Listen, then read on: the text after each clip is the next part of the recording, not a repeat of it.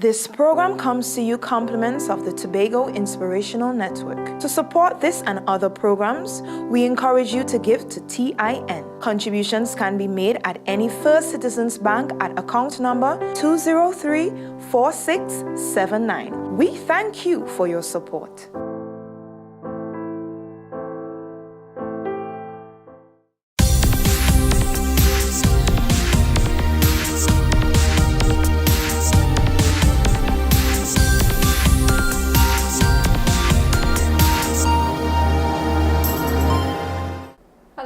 Welcome back to today's program of On Call. We've missed you. We've been away for a while, but don't worry, we're back. We're ready to go.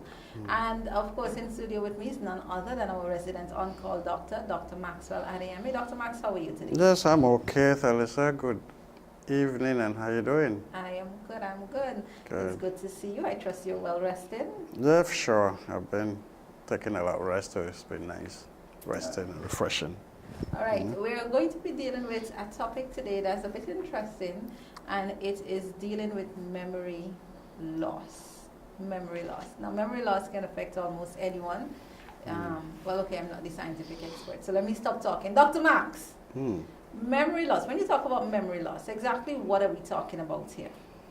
Well, basically, the scientific name that people use for this is amnesia, okay? Otherwise known as memory loss is when a person loses the ability to remember informations and events that they will normally, be able to recall,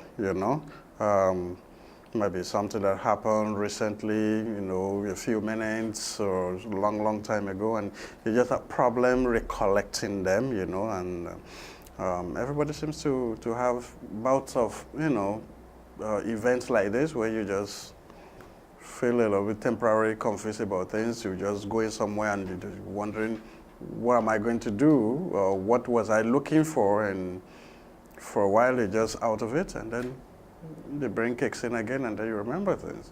So that bout of forgetfulness sometimes that we, easily, get over it is called, memory loss. Sometimes people get really worried about it because if it happens frequently, they get agitated, thinking that something sinister is happening to them, But there are so many reasons that could, trigger, such events in any human life.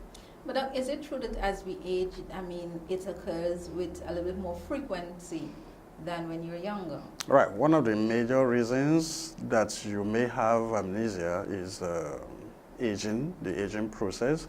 As you grow older, really, everybody, different part of your system will slow down.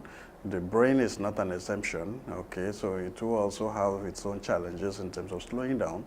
And therefore, you may have regular or frequent bouts of forgetfulness, That does not necessarily mean that something is drastically wrong with you, okay? But when things like that happen, people get agitated. We talk about dementia, we talk about Alzheimer's, but it's not all the time that those are the major things that are causing the memory losses. There are other little factors like that. Aging is one of them. Well, Doc, let's look at some of the factors that cause memory loss. What are some of the things that are sinister or are more associated with memory loss?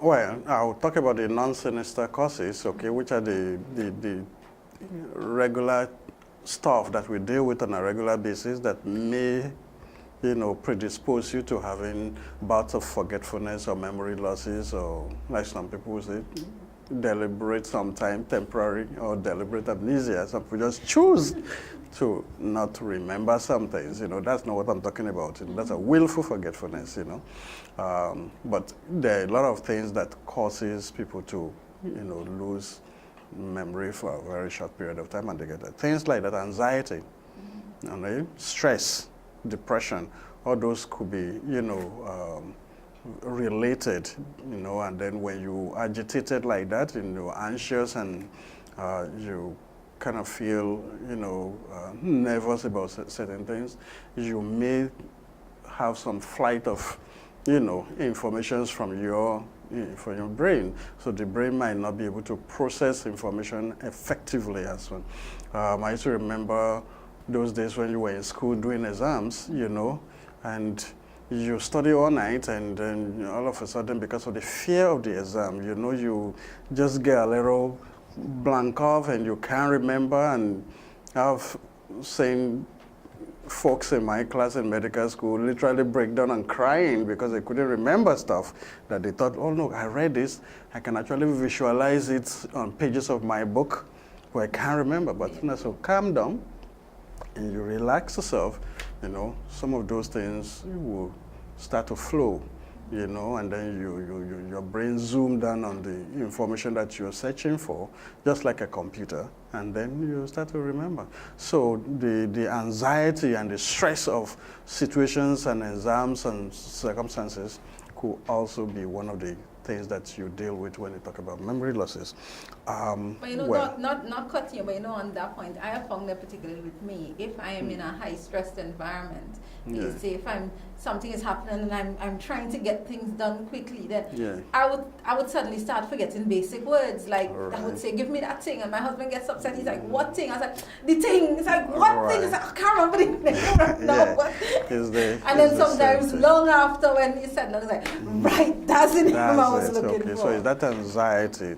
I mean, actually there was a little research I was reading, when you are anxious or you're scared, especially for students, okay, you want to do an exam and you're not composed, you're not calm, you're not collected, half of the information may actually fly away from you, and you just realize you can't remember stuff. But as soon as you just calm yourself down, okay, so take a little 5 minutes, relax yourself in the exam hall, and I used to encourage my schools that you would put down your pen, okay, just flip the question paper upside down, and just relax, collect yourself, and then you start to recall what you did, and then you realize, hey, the information is there.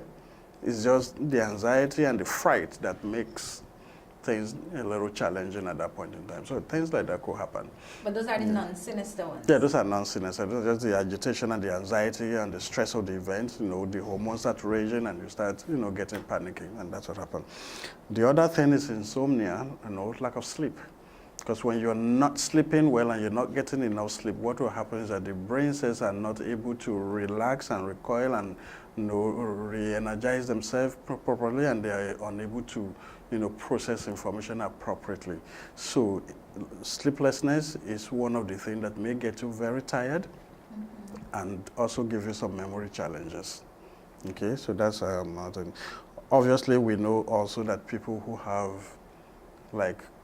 head injuries, okay, depending on how severe the head injury is, you could have sinister or non-sinister, okay? Some people might just take a little high impact, trauma to the head, and they have this kind of forgetful episodes, okay? Eventually that may resolve once there is no structural damage or bleeding or any kind of thing within the brain. You might be able to recover from that. I've seen people who have what they call an antegrade or postgrade kind of memory losses when they have head injury. What that means is that you have an impact head injury like this, and they cannot recall anything that happens before that event. The impact, yeah. Okay. And then some is things that happen after they cannot recall. I mean, I've seen a patient before when he was crossing a red light and somebody just broke the light and there was a big, collision, and she hit her head on the dashboard. Okay? We found out apparently after nothing was wrong with her after. The scan and everything was okay, but all she could remember was seeing a red light. Anything after that, she could not remember. But that would be considered a traumatic injury. Yeah, those are traumatic injury. All right. But in cases like that, does the memory ever come back? In some people, yes, they're able to get back, because eventually she recovered and she was able to recall and things like that after times have passed, things like that, So traumatic injuries like that may happen. People with repetitive head injury, like recently I was reading about footballers who constantly balls, Rugby rugby players, players and boxers, a lot of them eventually have challenges with their memory and stuff like that, okay? And that is a traumatic kind of stuff. Then you have, well, we talked about aging already, which is a natural progression of, that you can't things, avoid. that we cannot avoid. Then we have medications. Okay, certain medications that we take may make us forgetful, or they could cause, bouts of amnesia. Things like tranquilizers, okay, things that we use to sedate. People take Valium, people take. Valium causes memory loss. So those are tranquilizers that people Really? take, or sedatives, or even medications that we use for depression, and things that we use for like Parkinson's disease, things like Cinemet, which is a popular Parkinson drug. So people who take those medications, sometimes they could have, memory challenges from time to time. The other thing is when you have hypothyroidism, okay, people whose thyroid function a little less than what is optimal, okay, they have problem with memory. You see them putting on weight as well, and that could be another source. The other thing is menopause, okay. When women approach menopause, you see the anxiety, you see the poor concentration, you see the agitation and the nervousness, and a lot of them tend to be very forgetful at that point in time too, and they get very worried.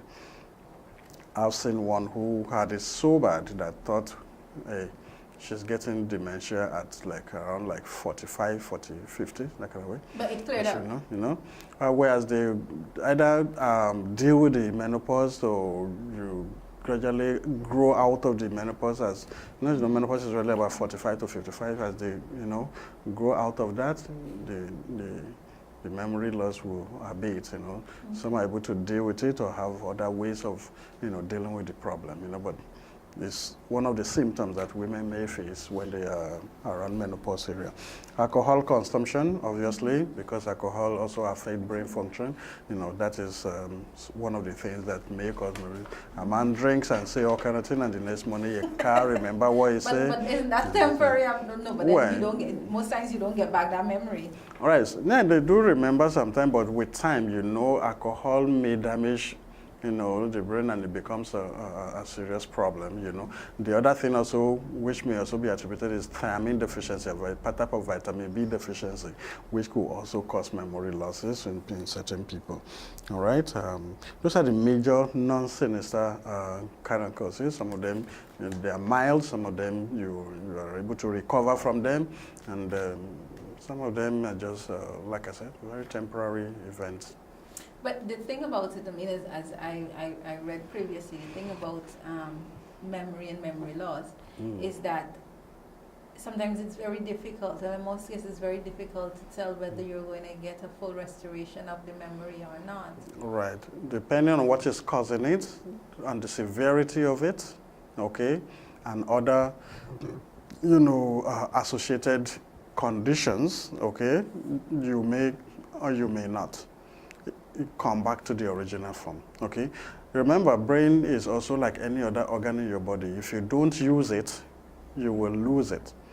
And that is why we encourage a lot of the elderly folks who are not as intellectually and, academically active to do stuff that will challenge their brain. Someone may do the crossword puzzles and mental challenges and stuff like that. And those will help to exercise the brain, okay? And there's a very scary part of days in day life that I'm seeing a report out of China in which youngsters who are very, very dependent on gadgets like phones and computers and stuff like that, okay, because they are not exercising their brain. Everything they look for is just click, and they get it. They tend to have very poor memories. All right, it's a new thing that some people are studying, the influence of technology on memories.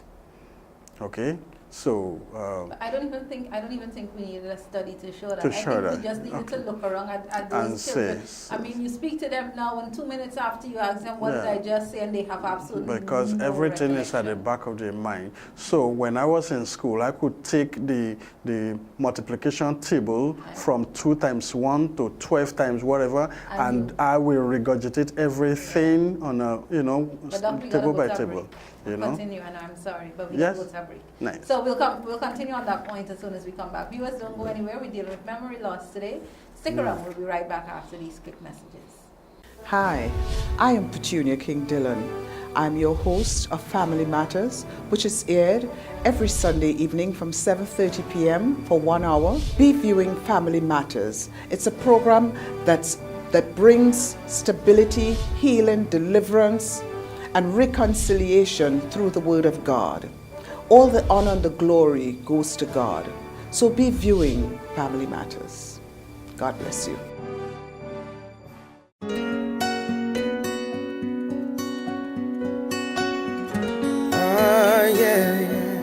Holiness unto the Lord every Saturday at 6:30 p.m.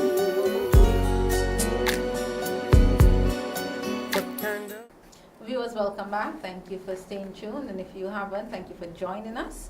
On today's program of On Call, we're dealing with memory loss, and of course in studio with me is Dr. Max. And we were just speaking about the short attention span that it seems this new generation is developing, this technological generation, everybody press, click, stop. But Doc, I mean, on that note, then if that's the case, shouldn't there be a little bit more emphasis paid on recollection by memory and by rote? I was even commenting to some young people the other day. I even look at the exams they take. Things are so very easy now. You don't have to spend so much time remembering so much. Is that they almost spoon feed you and give you the information, and you just have to. Yeah, I think the system has changed a lot, and I'm not too sure if it is advantageous or disadvantageous, but because simple things that youngsters are supposed to be able to recollect, they cannot recollect them. Like I was telling you before the break, I can literally recollect, like the timetables, usually at the back of your exercise book those days, and from 2 to 12, you have to recollect all that. So you have to. And then when you have to do mathematics, we use logarithm tables where you have to use tangent, sine, and cosine and other things to calculate stuff. Then the advent of calculators came in, and now everybody is so hooked up on the calculator. So I am telling somebody, or calculate this for me or whatever, and it's taking forever for them. And I said, but this and this is this, and I was like, within half a second, I was able to calculate, and then still fiddling with. And I was like, but you are supposed to know this. You are the student. You are the one doing this mathematics at this level, I did this over 30 years ago, and I'm able to actually calculate faster than you, So those are the problems, and I'm not sure the school system may be able to recognize that it is a problem. Maybe when the study is published, maybe then, the educators and our leaders will get on board and maybe try to put some systems in place. But Doc, what I wanted to find out, memory loss is oftentimes confused with dementia. Right. How does memory loss progress to dementia, and why is there a confusion? Well, dementia is a different category of when you talk of Alzheimer's and dementia. We'll have to deal with it in another program.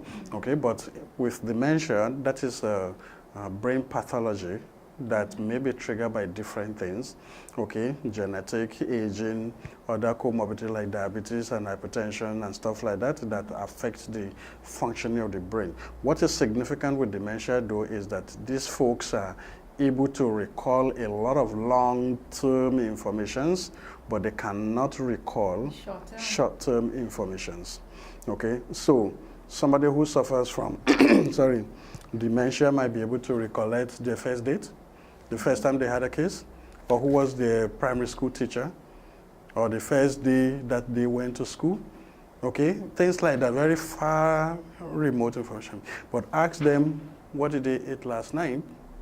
Or what did they have for breakfast? Okay, they may have challenges recalling stuff like that. Okay, so obviously when you have people who can recall both categories of information like that, you know you're not dealing with dementia. Okay, so it has to be something, you know, different outside of that, you know. So, and dementia does not happen suddenly. It's something that will happen gradually and progressively, and you will notice it. And the people who have dementia really, sorry, they don't know that they're having memory problem. They actually deny that they have memory problem. They argue with you that they have memory problem most of the time. Okay, so if they admit that they have a memory problem, then that is not dementia. No, that's not dementia. Once you admit that, okay, look, I have problem remembering this, that can be. But you know, Doctor, that's ironic. That's ironic. I mean, you would think that somebody who has dementia and is forgetting would know that they're forgetting, but the fact that you admitting that you're forgetting means that it's not dementia. Yeah. Some you just have challenges recalling events and recalling whatever, you know. But most people with dementia are not, or Alzheimer's, because their brain cannot actually function to that level where they will actually realize that, oh, you know, I'm not wrong. They just behave. Some of them, their symptoms are pretty varied. Some actually get aggressive. Some get withdrawn. Some get very careless with things around them, okay? They put on a gas and they forget that they're cooking. They put on the hot shower and... But that's dementia. Yeah, that's dementia, okay? And they just walk away and they don't know where they're going and they don't know where they are. And somebody could say, okay, I'm going to Scarborough here and then end up in Roxborough, you know, that kind, and to them, nothing is wrong. But how does that relate then to Alzheimer's? Because Alzheimer's is also something that affects your memory. Well, Alzheimer's and dementia, they are a spectrum of the same kind of illness, okay? It's a brain disorder, and it's something that is progressive. And some may have it more severe than others, yeah? So, but those are sinister causes. There are other sinister causes of memory loss, like tumors. People who have malignancies and cancers of the brain, they could have things like that, and they could have memory problems as well. Okay. Are there signs or symptoms that you can look for, you know, as you, I don't even want to say as you age, but generally to tell you that, okay, I might be having a problem with my memory, apart from people constantly telling you forget? Is there anything that we need to look out for? Yeah, amnesia or forgetfulness, they're not really a lifelong chronic problem or a sinister problem like, you know, dementia or Alzheimer's. Okay, there are things that happens practically to everybody. You know, people forget things. So when do you think that? Now, when you now realize that, okay, look, this is becoming more repeated and it's becoming a threat to your existence and to the things you do and whatever, then you will need to check things out. Okay? When you start having this kind of symptoms, you need to visit. In fact, anytime you have any memory loss or memory forgetfulness of concern, I think it's always good to check it out so that the doctor will do some tests to be sure, okay, look, this is nothing sinister, this is nothing, you know, organic brain problems and stuff like that, so they'll be able to distinguish quickly. Okay, people with menopause have that frequently, and you realize some of them at that age too, they're possibly at the managerial levels. Okay, so it tends to impact on their work. Okay, so they can't recollect things, or they put things down and they can't find it. They're making a calculation and they're not too sure what it is. So when you have such concern, it's always good to check things out with your healthcare provider. When you experience memory loss to any degree, like sometimes I get worried because of how, you know, sometimes I might forget stuff. And so sometimes I start wondering, does this mean that I'm going to develop Alzheimer's later? Is this an indicator that, you know, maybe something more drastic is? No, I won't think because you have bouts of forgetfulness to automatically translate that you will have Alzheimer's and dementia. Okay? However, like we say, as we age, that is one of the risks, even for dementia and Alzheimer's. Genetic factors play a role if you have family members who have similar things. Okay, if we have chronic diseases, okay, like diabetes and hypertension, okay, that will also play a significant role in the development of Alzheimer's and dementia. Okay, if people suffer from depression and other, kind of medical situations that may affect brain function, that could happen. Parkinson's disease. How do you treat that? How do you treat memory loss? It's a very complex kind of thing. It's not much we can do because brain regeneration is something that is a challenge to medical practice. Okay, we can, depending on the severity of it, if it's a mild, we can give you things that can, help you to boost brain function, okay?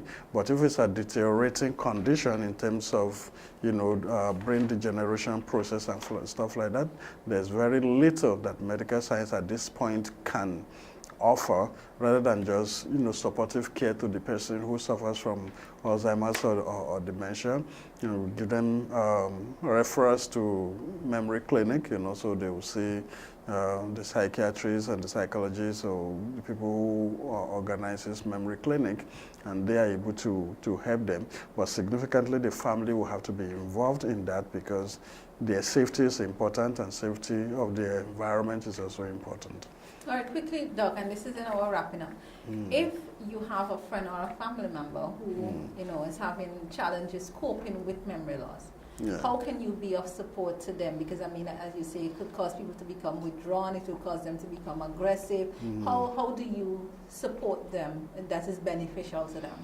Okay, the coping skills that we try to encourage, okay, people, and even if it's just the memory loss, the mild ones that you're having, you keep your everyday items around where you can easily access them on the same place so that you know this, my key is always here or my shoe is always here. You keep them like that.